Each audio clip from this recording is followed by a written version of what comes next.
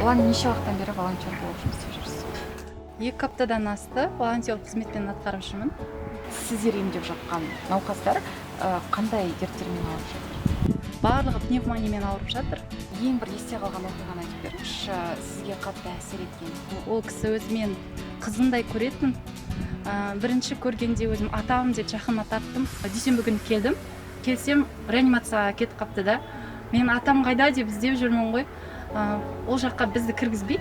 Олар өмірден өтсе бір өзіме қатты қынжылып қаламын. Сіз үшін волонтер деген Волонтер ол өз ерікті адам, көмектесіп өз келеді.